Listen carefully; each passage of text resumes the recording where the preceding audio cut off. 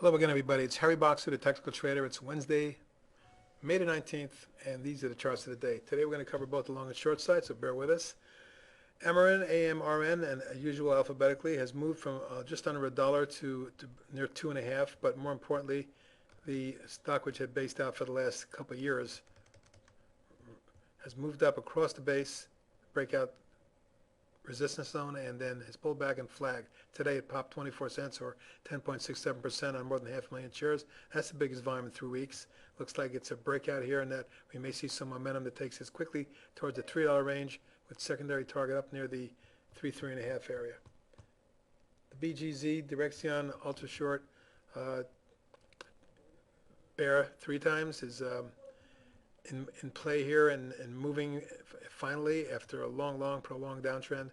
A big thrust here a week and a half ago, pulled back, held support in the moving averages, and now it's moving again up another 26 cents today on 15 million shares, but that's the heaviest volume in a couple of weeks, and I'm seeing technicals thrust here, which indicates accumulation may be underway on several of these shorts. We'll cover ultra shorts ETFs. We'll be covering some more of them a little later on. DVAX broke out of a nice base pattern that it was in for the last several months and has been moving up steadily in a nice parallel channel. Top of that channel measures about 230 in that area, but a little bit, and that's a short-term target. But longer term, 3.5, intermediate term, should I say, 3.5 with secondary resistance lurks, and then a longer-term target, let's call it $6, or about a triple from where we are right now. Next up is the EDZ, which is also the triple ultra short. Emerging markets bear. Similar patterns, a spike up, the pullback, held the moving averages. Technicals have surged along with price. There is a declining tops line resistance up in the 63.4 zone, but that would be my short-term trading target. Beyond that, 70, 71, and beyond. Chipmos, IMOS, which had been building a long base, broke out in April and surged sharply, having moved from about 60 cents to the $2 range. It's backed and filled and formed an ascending wedge. Today's volume suddenly surged into it, nearly 3 million traded, up 20 cents or 12%. But a breakout above 2 could get this one moving. Secondary target around 285 to 3. Long-term target around 4, 4.25.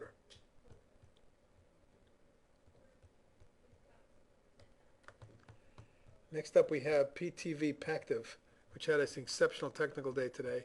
You can see this year and a half head and shoulders type bottom pattern. Was finally broken with a big breakaway gap 3 days ago. The stock pulled back but held the gap, and then today popped another $1.84 on almost 8 million shares. It looks like a strong momentum may be underway here. There is some resistance right up in this zone, but secondary target is up about the 32 range, followed by the target after that around 36.7. Beyond that, stock could make a major move. Quest Software had also a significant technical day today. Looking at the weekly chart, you'll see an 8-year base.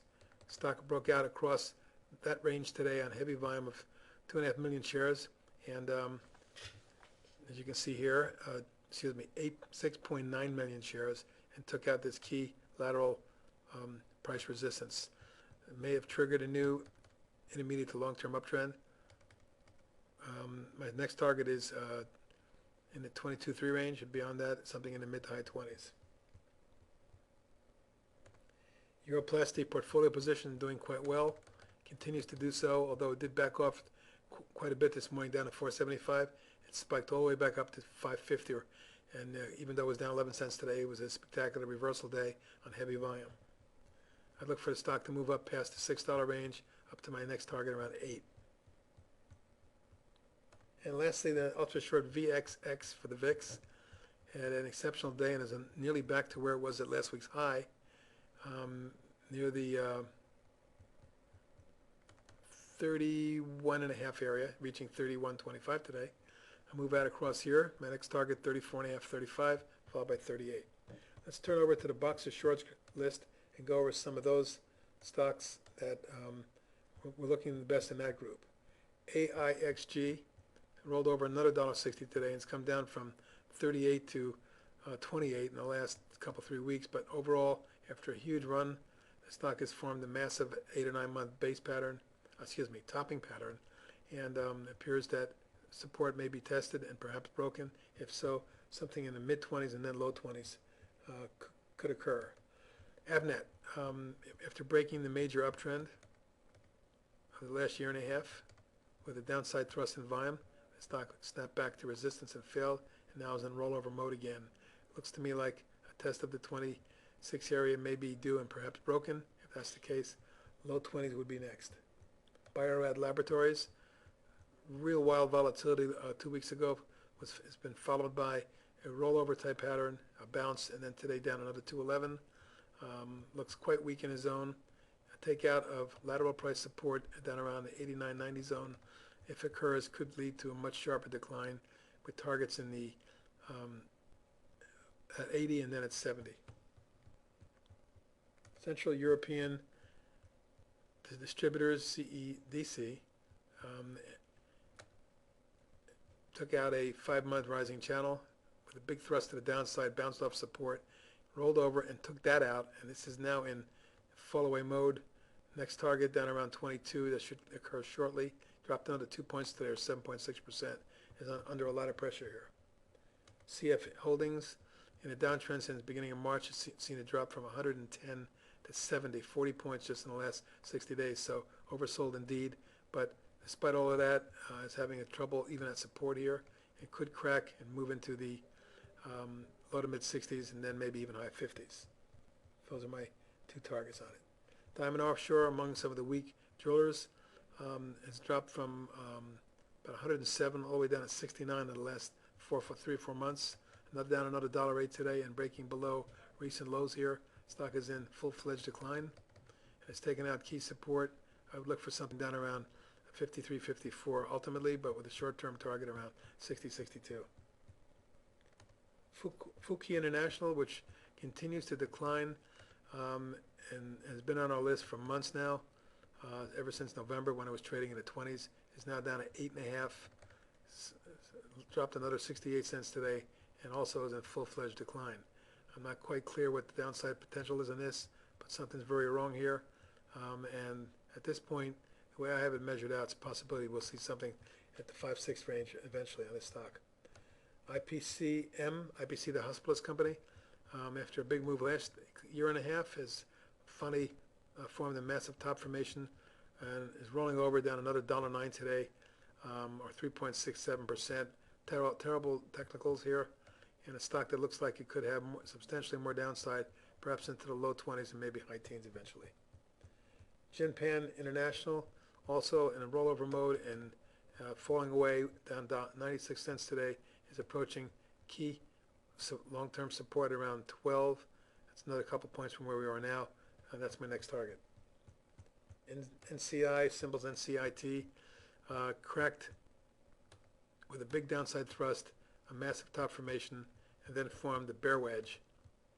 We're right at the apex of that wedge, which could see more downside. Next target, 18.5. Priceline, this high-priced stock, which had run all the way from 45 to 274, finally collapsed a couple weeks ago, snapped back to resistance and failed, gap down, and a stair-stepped its way lower, taking out initial key support around the 195 area. My ultimate target on this is down around 160 with some stops in the 70s, in the 170s. Perfect World, PWRD, cracked on Monday, dropping sharply with a big gap down on volume. Has not been able to do much other than a bounce yesterday. Back down again today. It takes out 24.5. Look for something in the 2021 range. Royal Caribbean Cruises, RCL, continues to look negative. Big drop in early May was followed by a bounce to resistance at both trend line and moving average resistance, and it's rolled over. Look to see if this stock can hold the 28 zone. If it can't, target 24.5. And lastly is WellPoint, WLP, which is in a declining mode after a long uptrend and a rollover top. It's then formed a little bear wedge in here, and if it breaks, we could see something down at 44, 45. My next trading target if it takes out 48. Those are some ideas both on the long and short side. Have a good evening.